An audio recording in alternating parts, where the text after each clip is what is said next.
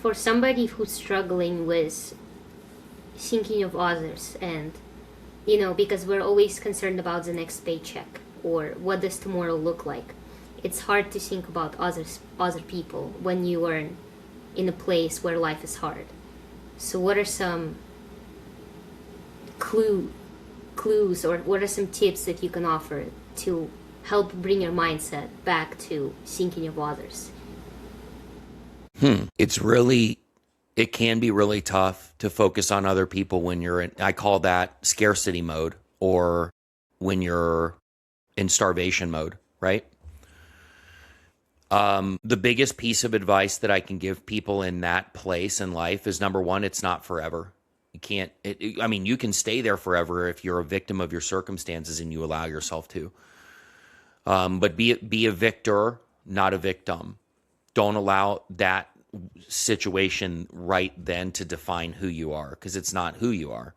That's a state and states can be changed. So that's first. The second thing is, and Tony Robbins talked about this in one of his stories, where he was down and out. He had like $12 in his pocket. He goes into this restaurant, and there's this mother walks in with her son, and he's about to leave. Tony's about to leave. He's about to, walk out the door of the restaurant. And he walks over to the little boy and he goes, he said, "Hey, that's, it's great. You're taking your, taking your lady out for lunch." And he goes, "That's my mom." And he said, "Well, that's really admirable of you." And he goes, "I don't have any money." And so Tony reaches in his pocket and he takes out, he only had like $12 left or whatever it was. It was a small amount of money. And he put it on the table and he said, "You're doing this for your mom. You're taking your mom out to lunch." And it was all he had. And it put him in a, what you focus on expands. So if you focus on the fact that you don't have anything, or you're in a feast, or you're in a scarce place, you're vibrating at a low frequency, and it seems like you're at wit's end, by being of service to other people, and by, this sounds really woo-woo, but kind of releasing it to the universe. Like, you being able to realize that it's not forever. That's just temporary.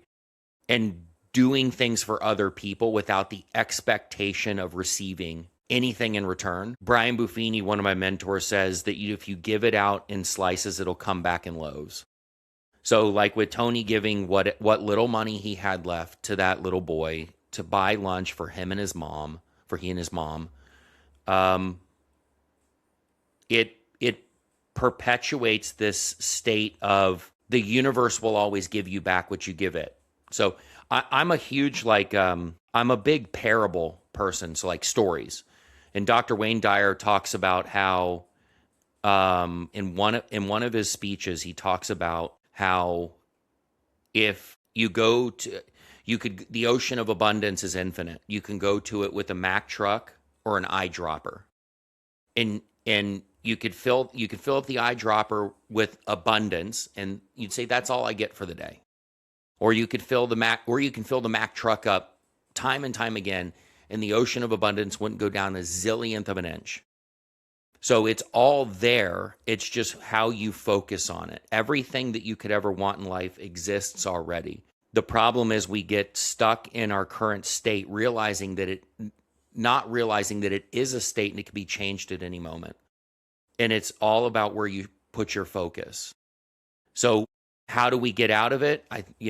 So that I can get out of this rabbit hole that I've dug right now, is we focus on, number one, understanding that it's not our state. It's just a moment. It is not our permanent state. And then number two, get off.